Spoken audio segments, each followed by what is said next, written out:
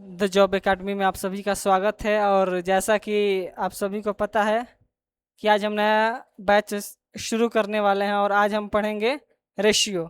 नया चैप्टर होगा आपके सामने, रेशियो एंड प्रोपोर्शन। ठीक है, बहुत ही इजी चैप्टर है लेकिन वेटेज इसका बहुत ज़्यादा है, क्योंकि अगर आप ये चैप्टर और परसेंटेज नहीं पढ़ते हैं तो इन दोनों के बिना आपका अर्थमेटिक सही नहीं हो सकता है। तो रेशियो और परसेंटेज पढ़ना बहुत ही ज़रूरी है। और रेशियो की हमारी पहली यह क्लास है, ठीक है। और रेशियो की पहली क्लास है और जीरो टू हीरो बैच है ये। और हम इसमें एकदम टॉप लेवल के भी सवाल करेंगे, बेसिक लेवल के भी सवाल करेंगे। तो चलिए आज हम करेंगे रेशियो। और रेशियो पढ़ने से पहले रेशियो के बारे में जानना बहुत ज़रूरी है कि रेशियो होता क्या है, अनुपात होता क्या है। चलिए, तो जैसे देखिए कि रेशियो कहते किसे हैं, तो मैं बता दूं कि दो या दो से अधिक समान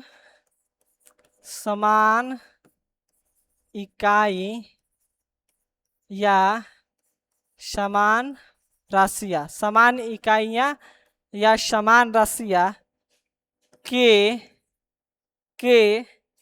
तुलनात्मक संबंध को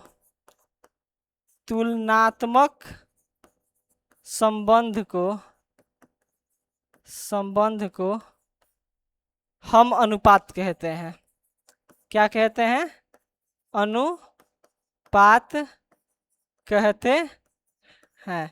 ठीक है, दो या दो से अधिक इकाइयों या राशियों के तुलनात्मक संबंध को हम लोग क्या कहते हैं? अनुपात कहते हैं। चलिए आइए जैसे समझते हैं। मान लीजिए कि राम और मोहन दो लोग हैं। ठीक है, राम और मोहन दो लोग हैं। राम एक दिन में 400 रुपया कमाता है। राम क्या करता है? एक दिन में 400 रुपया कमाता है। और मोहन जो है एक दिन में 500 रुपया कमाता है। तो पूछेगा कि ये कितने के अनुपात में कमाते हैं। तो देख लीजिए, 2 जीरो से 2 जीरो गायब हो जाएगा। तो फाइनली हमारा आ जाएगा क्या कि 4:5। यानी हम कह सकते हैं कि राम और जो मोहन है वो 4:5 के अनुपात में क्या करते हैं? कमाते हैं। ठीक है, आगे चलते हैं। इसी को हम उल्टा करके देखते हैं एक बार। मान लीजिए कहेगा कि अब राम और मोहन, राम के कमाई का अनुपात 4 है और मोहन के कमाई का अनुपात 5 है। ठीक है, राम के कमाई का अनुपात एक दिन में 4 है और मोहन के कमाई का एक दिन में अनुपात 5 है। और ये दोनों मिलकर 900 रुपये कमाते हैं। दोनों मिलकर कितना कमाते हैं? 900 रुपये कमाते हैं। तो ये पूछ देगा कि राम एक दिन में कितना कमाएगा और मोहन एक दिन में कितना कमाएगा। तो चलिए देखते हैं, ये दोनों रेशियो को हम लोग क्या कर देंगे? ऐड कर देंगे। तो 4 और 5 9, और 9 इंडिकेट करेगा किसको? तो 900 को। ठीक है, तो कितने बार में जाएगा? 9 बार में जाएगा। तो कितना हो जाएगा? 100। ठीक है, अब देखिए राम कितना कमाएगा। तो राम एक दिन में कितना कमाता है? 4। और यहाँ पे दे रहा है एक का मान 100। तो ये हो जाएगा 4 × 100 बराबर 400। ठीक है, मोहन का पूछ देगा तो मोहन का क्या हो जाएगा? 5 × 100 = 500। देखिए तो सेम हमारा चीज आ गया। पहले हम लिए थे कि राम 400 कमा रहा था, मोहन 500, फिर हमने लिया दिया, यानी कि यही हमारा रेशियो होता है। ठीक है, चलिए एक चीज और हम समझते हैं कि रेशियो जो होता है, अनुपात जो होता है, हमेशा समान इकाइयों या समान राशियों के बीच होता है। क्या मैंने बोला? तो मैंने बोला कि अनुपात जो होता है, अनुपात होता है समान इकाइयाँ या समान राशियों के बीच ठीक है। जो अनुपात होता है वो समान इकाइयों और समान राशियों के बीच होता है। यानी इसको ऐसे समझे तो मान लीजिए कि रुपया और रुपया का ही अनुपात होगा, ये नहीं कि एक को पैसा और एक को रुपया का अनुपात होगा।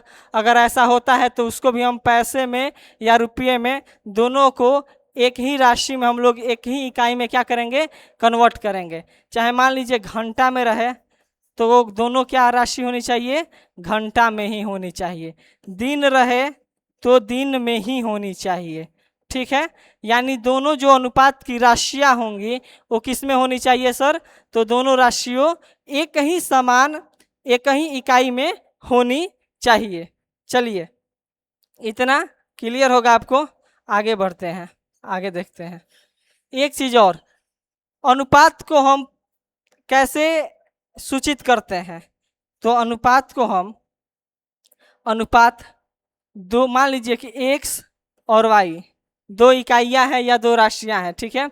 तो इसको सूचित करने के लिए हम ऐसे लिखते हैं x अनुपात y, या इसको हम ऐसे भी लिख सकते हैं x बटा y, या इसको हम ऐसे भी लिख सकते हैं x भागा y। ये तीनों साइन एक ही है, ये तीनों साइन अनुपात के ही साइन हैं, अनुपात के ही चिन्ह हैं। तो चलिए आपको बेसिक समझ में आया होगा। मैंने बताया कि दो राशियों या दो से अधिक इकाइयों के तुलनात्मक संबंध को हम लोग अनुपात कहते हैं। अनुपात जो होता है वो समान राशियों के बीच होता है, समान इकाइयों के बीच होता है। यानी रुपया रहेगा तो रुपया से ही अनुपात निकलेगा, घंटा रहेगा तो घंटा से ही, दिन रहेगा तो दिन से ही। अगर ऐसा सवाल में नहीं देता है तो हम उन दोनों या दो से अधिक राशियों को किसी एक में कन्वर्ट कर लेंगे। आगे चलिए आगे और कॉन्सेप्ट पढ़ेंगे, लेकिन सबसे पहले हम सवाल पे आते हैं। और पहला सवाल आपके सामने ये रहा, कह रहा है कि 1 रुपया तथा 75 पैसे का अनुपात क्या होगा। मैंने क्या बोला, मैंने बोला कि दोनों राशियां क्या होनी चाहिए, सेम होनी चाहिए। लेकिन हमें तो यहाँ पे कंफ्यूज कर दिया, यहाँ पे 1 रुपया दे दिया, यहाँ पे 75 पैसे दे दिए। तो 1 रुपया को पैसे में कन्वर्ट कर लें, और नहीं तो पैसे को रुपये में कन्वर्ट कर लें, ठीक है। तो देखते हैं 1 रुपया में कितना पैसा होता है, 100 पैसा, और अनुपात क्या दिया है, 75 पैसे। तो इन दोनों के बीच का अनुपात क्या होगा, तो दोनों के बीच का अनुपात क्या होगा, तो कटा दीजिए। ये मैंने दोनों राशियों को समान में कन्वर्ट कर लिया है, यानी पैसे और पैसे। तो कटाएंगे तो 25 से कटाएंगे तो 25 चौका 100, 25 तिहाई 75, 4 अनुपात 3 के अनुपात में ये 1 रुपया तथा 75 पैसे का अनुपात होगा। 4 अनुपात 3, देख लीजिए आपका बी ऑप्शन है, ठीक है। अगर आप चाहते हैं कि हम पैसे में ना कन्वर्ट करें, हम रुपया में कन्वर्ट करें, तो वैसे भी आप सॉल्व कर सकते हैं। देखिए कैसे, मान लीजिए इधर हो गया 1 रुपया, ठीक है, और ये पैसा हो गया 75 पैसा आपका दिया हुआ है। लेकिन पैसे को रुपये में हम कन्वर्ट करते हैं तो किससे भागा देते हैं, 100 से। अब देखिए 100 इधर आ जाएगा तो 100 इधर आएगा, तो और इधर 75 हो जाएगा, यानी 25 चौका 100 और 25 तिहाई 75। आपका फिर से आंसर सेम आया, ठीक है, फिर से आंसर सेम आया। तो दोनों तरीकों से मैंने बता दिया, लेकिन ये हमें देखना होगा पहले कि दोनों जो इकाइयाँ दिया है वो सिमिलर है कि नहीं, फिर हम क्वेश्चन सॉल्व करेंगे। एनटीपीसी का सवाल है, आप जैसा कि देख सकते हैं। चलिए दूसरे क्वेश्चन पे आते हैं। कह रहा है कि 2 रुपया 90 पैसे और 8 रुपया 70 पैसे तथा 2 रुपया 40 पैसे में अनुपात क्या होगा। एसएससी का क्वेश्चन है। अब देखिए इसको हम सॉल्व करते हैं तो हम सभी को पैसे में कन्वर्ट कर लेते हैं सर, ठीक है। तो 2 रुपया में मैंने बताया कि 1 रुपया में कितने पैसे होते हैं, तो 1 रुपया में 100 पैसे होते हैं। तो 2 रुपया में कितने पैसे होंगे, 200 पैसे होंगे। तो ऐसे लिखिए 200 प्लस 90, ठीक, अनुपात। आगे देखिए क्या है, 8 रुपया 70 पैसे, तो 8 रुपया में 800 पैसे हो जाएंगे, ठीक, प्लस 70 पैसे, इसको भी जोड़ दीजिए। आगे देखिए 2 रुपया 40 पैसे, यानी 200 प्लस 40, ठीक है। ये हमारा, हम पहले क्या किए, सभी को समान इकाइयों में चेंज कर लिए। अब देखिए जोड़ते हैं, ये क्या हो जाएगा, 290 अनुपात 870 अनुपात 240। ठीक है, 0 से 0 को ख़त्म कर दिए तीनों यहाँ से। अब देखिए कि क्या ये हमारे ऑप्शन में है 29 अनुपात 87 अनुपात 24, क्या ये हमारे ऑप्शन में है? तो देखिए मिलाते हैं हम, 19 87 24 ये नहीं होगा, पहला खत्म। 29 87 34 ये भी नहीं होगा, 24 होना चाहिए लास्ट में। 29 77 24 ये भी नहीं होगा क्योंकि 87 होना चाहिए। ये आपका हो जाएगा सर डी, 29 87 और 24। देख लीजिए हमारा भी आंसर इतना ही आया है। क्लियर हुआ? तो सबसे पहले आपका काम होगा एक इकाई में सभी को कन्वर्ट करना। चलिए अगले क्वेश्चन पे बढ़ते हैं। 50 ग्राम और 2 केजी में क्या अनुपात है? 1 ग्राम में दिया है तो दूसरा केजी में दिया है, 1 ग्राम में दिया है तो दूसरा किस में दिया है सर? केजी में दिया है। अब देखिए तो दोनों को या तो ग्राम में चेंज कर लीजिए नहीं तो केजी में चेंज करिए, लेकिन ये देखिए कि कौन सा आसान होगा। तो हमें केजी को ग्राम में बदलना आसान होगा। तो मान लीजिए हो जाएगा पहले 2 किलोग्राम और 50 ग्राम, तो 50 ग्राम अनुपात 2 किलोग्राम को हम अगर ग्राम में चेंज करते हैं तो किससे गुणा करेंगे? 1000 से। किससे गुणा करेंगे? 1000 से। ठीक है, यानी कि 1 किलोग्राम में कितना ग्राम होता है सर? 1000 ग्राम होता है। तो चलिए देखते हैं, कटाइए अब 50 से 20 बार में ये चला जाएगा, यानी कि 1 अनुपात क्या हो जाएगा? 40। 1 अनुपात 40 हम इसे किस में कन्वर्ट कर लिए हैं? ग्राम में। तो देख लीजिए आपका, अगर इसे केजी में भी कन्वर्ट करना चाहते हैं तो केजी में भी कर सकते हैं, लेकिन कैलकुलेशन आपका जो होगा ना, कैलकुलेशन थोड़ा सा आपका हार्ड हो जाएगा, इसलिए मैंने ग्राम में चेंज कर लिया। ठीक है, तो आपका ऑप्शन नंबर क्या हो जाएगा? पहला, 1 अनुपात 40। चलिए अगले क्वेश्चन पे बढ़ते हैं। चौथा क्वेश्चन है विलोमानुपात। अब तो विलोमानुपात मैंने पढ़ाया नहीं आपको, तो विलोमानुपात होता क्या है? इसे हम बोलते हैं इनवर्स रेशियो। तो आइए थोड़ा इसके बारे में हम जानकारी ले लेते हैं। ठीक है, चलिए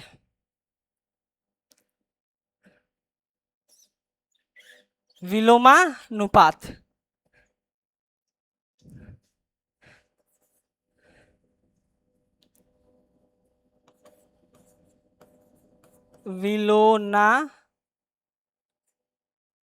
विलोमा होता है नुपात, विलोमानुपात इसे हम लोग बोलते हैं इनवर्स रेशियो। ठीक है, अब इनवर्स रेशियो क्या है? मान लीजिए कि कोई रेशियो दिया है ए अनुपात बी में, ए अनुपात बी का कोई क्या है? रेशियो है, और पूछ रहा है कि इसका विलोमानुपात क्या होगा, इसका इनवर्स रेशियो क्या होगा। तो किसी भी चीज को हम लोग क्या कर देते हैं? उल्टा कर देते हैं। क्या कर देते हैं? उल्टा कर देते हैं। यानी इसको अगर उल्टा करेंगे तो ये किस रेशियो में आ जाएगा? बी अनुपात ए के रेशियो में। यही उसका विलोमानुपात हो गया। क्या हो गया? विलोमानुपात, इनवर्स हो गया। इनवर्स रेशियो कंफर्टेबल है कहने में, यही उसका विलोमानुपात हो गया। लेकिन ये आया कैसे? ये आया कैसे? तो चलिए मैं बताता हूँ। अगर मान लीजिए कि ए को मैं विलोम करूँगा, ए का 1/a लिख सकता हूँ। ए का उल्टा 1/a होगा और बी का उल्टा सर क्या होगा? 1/b। ठीक है, 1/b। अब इससे हम रेशियो में बदलते हैं। और एक चीज़ मैं आपको बता दूं कि रेशियो को जनरली हम ना फ्रैक्शन में लिखते हैं और ना ही डेसिमल में लिखते हैं। हालांकि गलत नहीं है लिखना, लेकिन जनरली हम फ्रैक्शन में और ना ही डेसिमल में उसे लिखते हैं। ओके, तो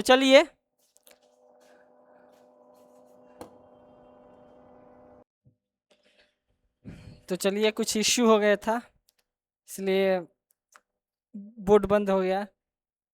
चौथा क्वेश्चन हम लोग कर रहे थे विलोमानुपात क्या होता है। तो मैंने आपको बताया कि मान लीजिए कि ए और बी 2 अनुपात है। ठीक है, आपसे पूछा कि इसका विलोमानुपात बताइए, इसका इनवर्स रेशियो बताइए।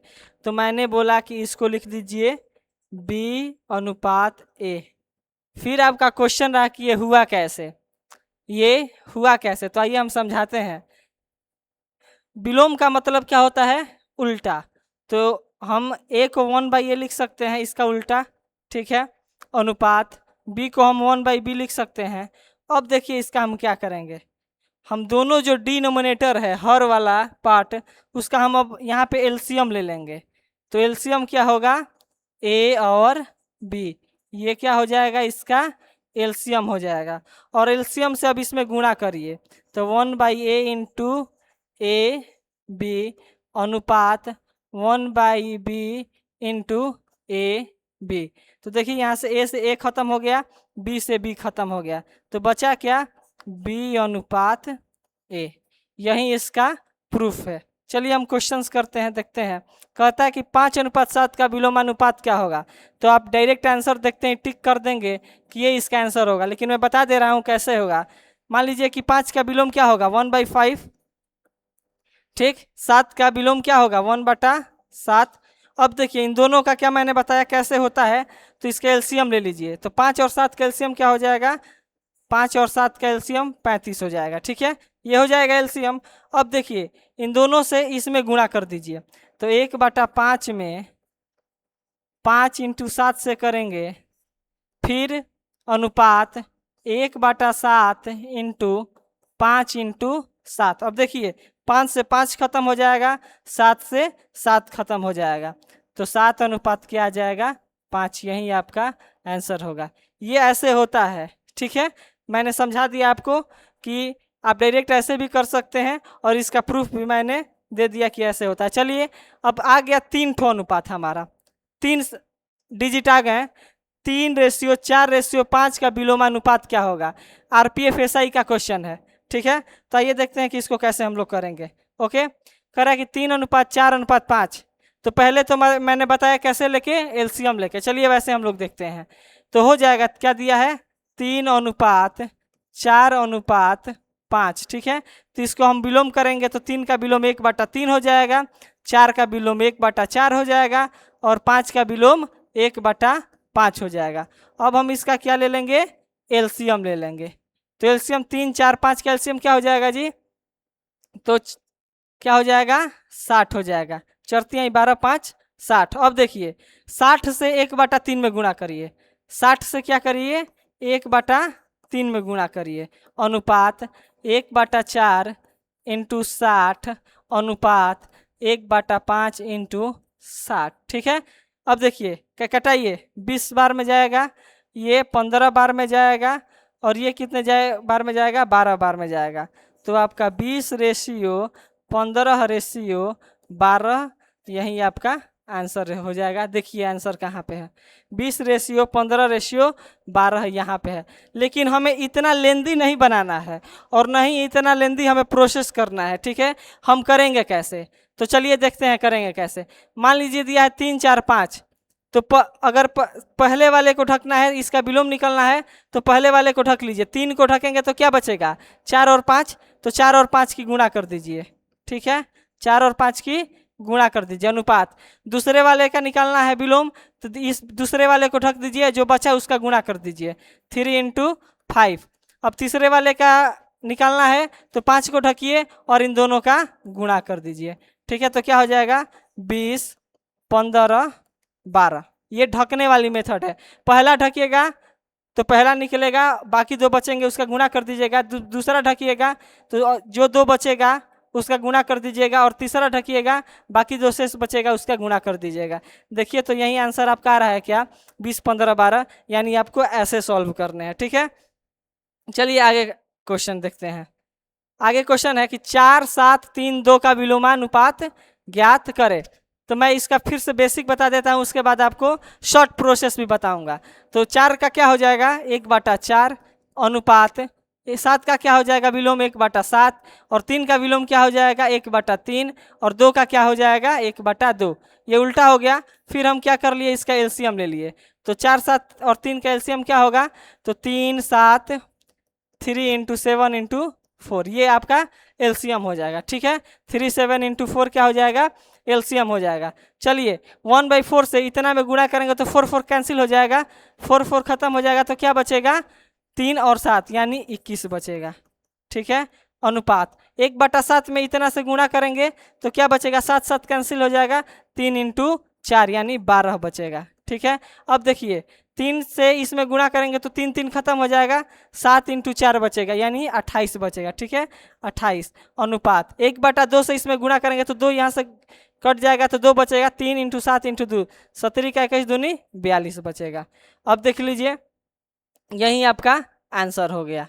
नहीं तो आप ढक के भी कर सकते हैं, ढक के भी कर सकते हैं। 4 को ढकिए तो 70 का 21 दूनी 42 क्या हो जाएगा कब 7 × 3 × 2 अनुपात 7 को ढकिएगा तो 4 × 3 × 2, 3 को ढकिएगा तो 4 × 7 × 2, 4 × 7 × 2। ठीक है, आगे देखिए और एक है ना, अब यहाँ पे 2 को ढकिएगा तो 3 × 7 × 4, 3 × 7 × 4। इसको सॉल्व करिएगा तो आपका उतना ही आंसर आएगा। ठीक है, सॉल्व कर लीजिए। देखिए तो 2 सब में कॉमन है क्या, तो 2 से यहाँ पे 2 खत्म, यहाँ पे 2 खत्म और 2 दूनी का 4 खत्म, 70 का 21।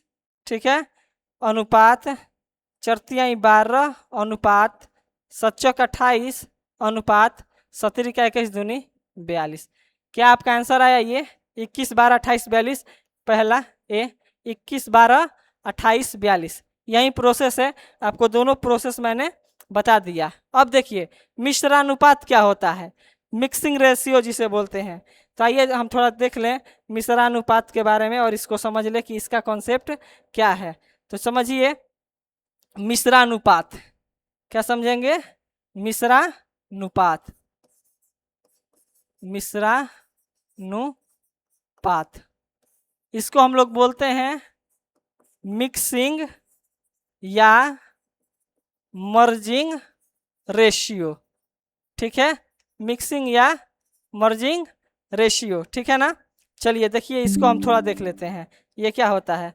मान लीजिए कि A अनुपात B और दे दिया C अनुपात D, इन दोनों अनुपात को मिश्रित करिए। इन दोनों अनुपातों का मिश्रानुपात क्या होगा, मिक्स्ड रेशियो इसका क्या होगा आपसे पूछ दिया। तो आप क्या करिएगा, तो A से C में गुणा और B से D में गुणा, तो हो जाएगा आपका A × C अनुपात B × D।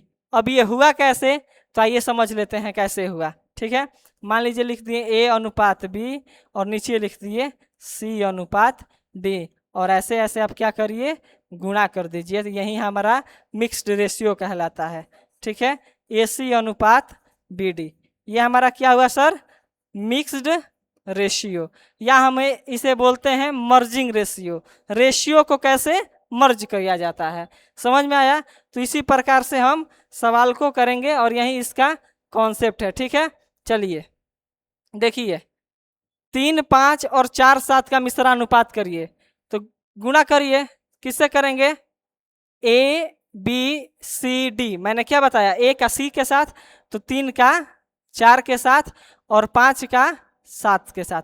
ठीक है, तो क्या हो जाएगा 3 × 4 अनुपात 5 × 7। ठीक है, तो ये क्या हो जाएगा, क्या हो जाएगा जी 12 अनुपात 35। देखिए तो है क्या ऑप्शन है 12 अनुपात 35। अगर ऐसे नहीं समझ में आ रहा है तो ऐसे भी कर सकते हैं आप। देखिए 3 अनुपात 5 4:7। अब इसका गुणा कर दीजिए ऐसे ऐसे, तो गुणा करेंगे तो 4 × 12 और 7 × 5 35। यही आपका होता है मिश्रानुपात। यही क्या होता है आपका मिश्रानुपात। चलिए आगे बढ़ते हैं। अब कह रहा है कि इसको मिश्रित करिए, तो डायरेक्ट मल्टीपल वाला प्रोसेस पे फोकस करिए, आपका आंसर आ जाएगा 3 × 7 9:12 8:5। ठीक है, कोई कटने भी वाला है तो कटा दीजिए, ऐसे भी देखिए कटाया जाता है 4 × 12 रेशियो का। और कोई कटने वाला है इधर से इधर तो नहीं, तो 8 × 72 अनुपात 7 × 28 और 28 पचे कितना होता है सर? 160। अब देखिए कटेगा क्या?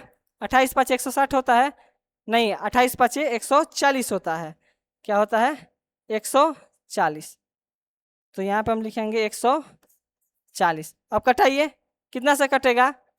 तो 4 से कटाइए ना, 4 से कटाइए। 18 चौको 72 और 4 12, 4 पचे 20, 18:35 ही आपका क्या होगा? ये आंसर होगा। अब देख लीजिए कहाँ पे है ऑप्शन, यहाँ पे आपका ऑप्शन है 18:35। समझ में आ गया मिक्स्ड रेशियो कौन सा है? अगर ऐसे भी नहीं करना चाहते हैं तो 3 का 9 के साथ, ठीक है, 9 के साथ और 9 का 8 के साथ गुणा कर दीजिए। फिर 3 7 का 12 के साथ और 12 का 5 के साथ, इन तीनों का गुणा करके आप ऐसे भी निकाल सकते हैं मिक्स्ड रेशियो। ठीक है, चलिए आगे बढ़ते हैं। अब आ गया वर्गानुपात। वर्गानुपात, तो आइए इसको समझते हैं। वर्गानुपात, वर्गमूलन अनुपात, घनानुपात, घनमूलानुपात, ये सब होते क्या हैं? तो चलिए देखते हैं। वर्गानुपात और वर्गमूलानुपात, ठीक है, ये हो गया। फिर बीच में आ जाइए घनानुपात और ये घनमूलानुपात। हिंदी थोड़ा इन लोग का टफ है, इंग्लिश में हम इसे बोलते हैं डुप्लीकेट रेशियो। ठीक है, ठीक है, इसे हम लोग बोलते हैं सब डुप्लीकेट रेशियो। सब डुप्लीकेट रेशियो, इसे हम लोग बोलते हैं ट्राइप्लिकेट रेशियो, और इसे हम लोग बोलते हैं सब ट्राइप्लिकेट रेशियो। ठीक है, मान लीजिए कहेगा कि वर्गानुपात, तो मान लीजिए हम मान लेते हैं कि और ए और बी कोई दो अनुपात है, ए और बी कोई दो अनुपात है, ए और बी कोई दो अनुपात है, तो इसका वर्गानुपात क्या होगा? तो हम इसको क्या लिख देंगे? ए स्क्वायर बी, यही इसका वर्गानुपात हो गया। वर्गमूलानुपात क्या होता है? मान लीजिए कोई संख्या है ए अनुपात बी, तो इसका वर्गमूलानुपात क्या होगा जी? इसके ऊपर स्क्वायर रूट लगा दीजिए। ठीक है, इसके ऊपर क्या लगा दीजिए? स्क्वायर रूट लगा दीजिए। घनानुपात, मान लीजिए ए और बी कोई अनुपात है, इसका घनानुपात पूछे तो इसका क्यूब कर दीजिए। ठीक है, और अगर घनमूलानुपात पूछे, सब ट्राइप्लिकेट रेशियो पूछे, तो इसको हम लोग क्यूबिक रूट में लेते हैं। ठीक है, यहाँ पे 3 हो जाएगा, यहाँ पे क्या हो जाएगा? 3। ठीक है, यहाँ पे क्या हो जाएगा? 3। यही तो है, सिंपल सा कॉन्सेप्ट है, आपको समझ में आ जाएगा। मान लीजिए पूछेगा कि 5 और 6 का वर्गमूलानुपात क्या होगा, तो इसका स्क्वायर कर दीजिए, 25:36। अगर पूछेगा कि 25:36 का वर्गमूलानुपात, तो दोनों तरफ रूट ले लीजिए, तो क्या हो जाएगा? 5:6। मान लीजिए ये पूछा कि 3 और 4 का घनमूलानुपात बताइए, घनानुपात, तो घनानुपात क्या होगा? इसका क्यूब कर दीजिए। ठीक है, ये क्या हो जाएगा? 27:64। मान लीजिए इसी का पूछ दिया कि घनमूलानुपात यानी सब ट्राइप्लिकेट रेशियो बताइए, तो 27:64 का क्या हो जाएगा? इसे हम क्यूबिक रूट ले लेंगे, तो 3:4। यही आसान सा कॉन्सेप्ट है, और इसी कॉन्सेप्ट से आपको क्या हो जाएंगे? सारे सवाल इस टाइप के सॉल्व हो जाएंगे। चलिए देख लीजिए, 5 और 9 का डुप्लीकेट रेशियो क्या होगा, यानी वर्गानुपात क्या होगा? तो क्या करना है? 5 का स्क्वायर करिए और 9 का स्क्वायर करिए, तो 50 25 99 81, 50 25 और 99 क्या हो जाएगा? 81। यही आपका आंसर हो जाएगा। क्लियर है? देख लीजिए कहाँ पे है, तो ये आपका ऑप्शन हो जाएगा आंसर डी। आगे देख लीजिए 10वां, 3:4 का घनानुपात ज्ञात करिए। अब डायरेक्ट करने की कोशिश करिए, पेन कम चलाइए, डायरेक्ट करने की कोशिश करिए। तो 3 का घन क्या होता है जी? 27, और 4 का घन क्या होता है? 64। तो 27:64 कहाँ पे है? तो यहाँ पे है, यानी सी आंसर हो गया। डायरेक्ट करने की कोशिश करिए, आगे बढ़िए। वर्गमूलानुपात, सब डुप्लीकेट रेशियो पूछ रहा है आपसे। क्या पूछ रहा है? सब डुप्लीकेट रेशियो। तो 3 और 7 का सब डुप्लीकेट रेशियो क्या होगा? तो 3 और 7 का सब डुप्लीकेट रेशियो हो जाएगा। इस पर केवल आपको स्क्वायर रूट ले लेना है, ठीक है, स्क्वायर रूट ले लेना है। तो ये आपका आंसर हो जाएगा। हालांकि ऑप्शन नहीं है, थोड़ा सा मिस्टेक हो गया टाइप करने में, आपका डी ऑप्शन हो जाएगा। इस पे स्क्वायर रूट ले लीजिएगा, ठीक है। आगे चलते हैं। 125 और 343 का सब ट्राइप्लिकेट रेशियो यानी घनमूलानुपात क्या होगा? घनमूलानुपात। तो इसको हम लोग क्या करेंगे? क्यूबिक रूट में ले लेंगे। तो 125 का क्यूबिक रूट कर लेंगे और यहाँ पे 343 का क्यूबिक रूट कर लेंगे। तो यहाँ पे क्या निकलेगा? 5 और यहाँ पे 7, यहाँ पे 7। ऑप्शन नंबर बी आपका सही हो गया। जल्दी जल्दी अब करिए, कोशिश करिए करने की। अब यहाँ से टाइप 2 आ गया और टाइप 2 हम करेंगे अगले वीडियो में। टाइप 1 आपको समझ में आया होगा और अगले कंसेप्ट के साथ हम मिलेंगे टाइप 2 में, ठीक है। तो आज के लिए इतना ही रहने देते हैं और मैं होप करता हूँ कि आपको समझ में आया होगा। जैसे मैं बता दूं, एक बार रिकॉल कर दूं कि क्या क्या हम लोगों ने पढ़ा, ठीक है। तो पहला हम लोगों ने क्वेश्चन पढ़ा था कि 1 रुपया 75 पैसे का अनुपात, यानी दोनों राशियों को, इकाइयों को हम क्या कर देंगे? बरोबर कर देंगे। इसको भी सेम, ये सेम। इसके बाद जैसे जैसे हम लोगों ने पढ़ा विलोमानुपात, इनवर्स रेशियो मैंने बताया कैसे होता है। फिर मिक्स्ड रेशियो मैंने बताया कि मिक्स्ड रेशियो क्या होता है। उसके बाद डुप्लीकेट रेशियो यानी वर्गानुपात, उसके बाद घनानुपात ट्राइप्लिकेट रेशियो, उसके बाद सब डुप्लीकेट रेशियो यानी वर्गमूलानुपात, फिर घनमूलानुपात सब ट्राइप्लिकेट रेशियो, फिर यहाँ पे आ गया आपका टाइप 2। तो टाइप 2 हम लोग करेंगे नेक्स्ट क्लास में, ठीक है। होप आपको यह क्लास समझ में आई होगी। अगर कम समझ में आई है तो इस वीडियो को एक बार और देखें। अगर आप पहले से ये पढ़े हैं और कहीं कहीं पे आपका मिस्टेक हो रहा है समझने में, तो इस वीडियो को या तो 1.5x पे देख लें या 2x पे देख सकते हैं। So thank you so much, मिलते हैं अगले क्लास में।